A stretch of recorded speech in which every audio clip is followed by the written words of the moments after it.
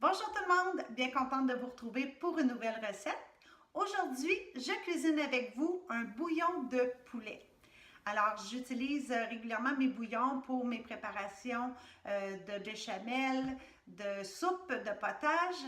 Alors, je trouve important de partager avec vous la cuisson facile de bouillon qu'on achète souvent en poudre ou en consommé dans les épiceries.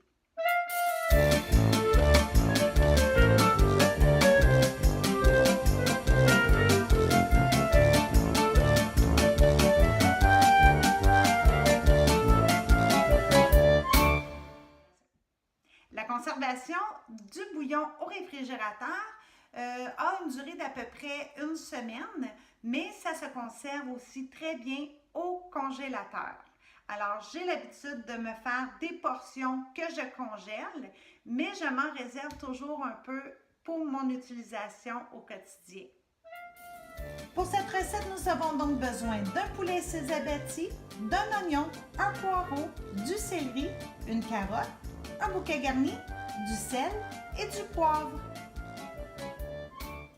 La recette originale recommande un poulet et ses abattis.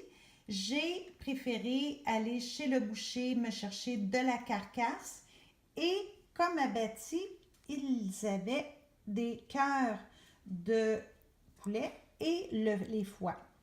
La valeur approximative de toute cette viande-là est d'en bas de 10 $. Alors, pour vous donner un exemple, tous ces cœurs-là, c'est moins de 2 $, 1,78 $ si ma mémoire est bonne. Et pour ce qui est des foies, c'est 3,28 $. Alors que j'avais deux paquets de carcasses, une de 1,75 $ et l'autre de 1 $. C'est une somme vraiment minime pour la quantité de bouillon qu'on va se trouver à avoir. Et comme mon alimentation actuelle ne recommande pas la consommation de carottes à cause de sa valeur élevée en glucides, j'ai remplacé la carotte par une tomate.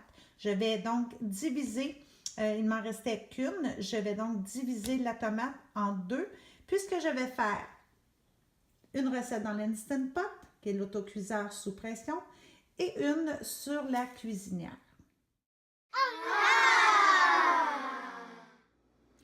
Pour la cuisson sur la cuisinière, je vais régler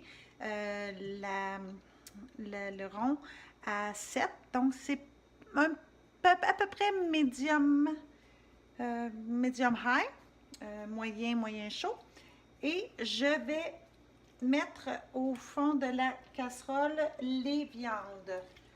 Comme ça, au fur et à mesure qu'elles vont cuire, les sucres vont se dégager et vont venir donner de la saveur aux légumes. Alors, c'est l'oignon, le poireau. Moi, j'ai eu l'avantage de ma belle-mère qui m'avait tout précoupé mes poireaux. Et donc, ça me facilite la vie. J'ai mon sachet de bouquet garni et je vais ajouter l'eau. Il faut couvrir les légumes et la viande d'eau. Donc, notre préparation est prête à entamer sa cuisson. Je vais laisser mijoter à couvert pendant 1 heure. Pour la cuisson à l'Instant Pot, c'est la même chose. Je mets mes carcasses de poulet au fond de la marmite. Je vais mettre également les abattis et par-dessus les légumes. Donc, au complet, on parle de céleri, poireau, oignon. Je mets une tomate en remplacement de la carotte. Et comme je n'avais plus de petits baluchons de bouquet garni, mais que j'en avais en feuilles comme ça, j'ai mis l'équivalent d'environ une cuillerée à table. Donc, je saupoudre et j'ajoute au goût mon sel et mon poivre. Une fois que tous nos ingrédients sont dans le bol de cuisson, on ajoute l'eau. Alors, comme je vous l'ai déjà dit, dans un autocuiseur, on a besoin de beaucoup moins de liquide que sur la cuisinière parce qu'il y a un effet de condensation. Donc, les légumes vont générer leur propre liquide et le niveau va augmenter. J'ai mis 5 tasses au total d'eau froide. Je referme mon couvercle. J'ajuste la valve pour m'assurer que ma valve d'étanchéité va monter quand la pression va être atteinte dans la machine. La cuisson se fait sur manuel et je la mets moitié moins de temps que la cuisson sur la cuisinière. Donc, c'était 1 heure, 60 minutes sur la cuisinière pour 30 minutes dans mon Instant Pot.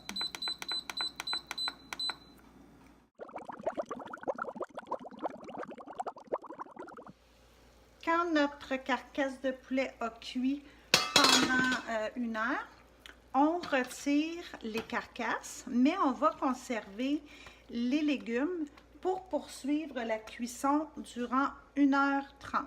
On prend soin de bien écouter. Pas écouter, mais égoutter.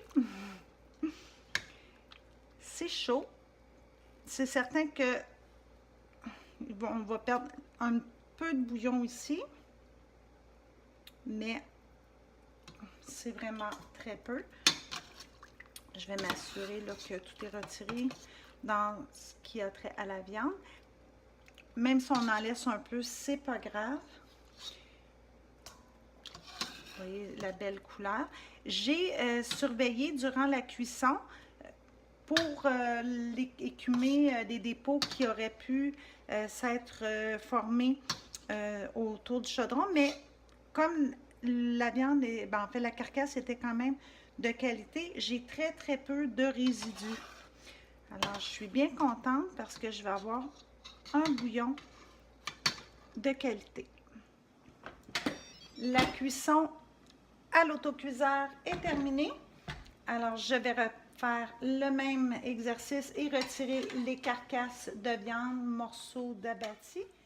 Vous pouvez constater que les morceaux qui ont été cuits dans l'autocuiseur sont beaucoup plus défaits que ceux qui ont été cuits dans la casserole. Bien oui, il y a une meilleure cuisson dans l'autocuiseur. Et regardez-moi le beau bouillon.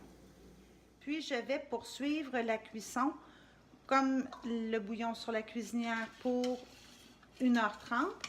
Par contre, on se rappelle qu'à l'autocuiseur sous pression, la durée de cuisson est de moitié moins. Alors, je vais la mettre 45 minutes.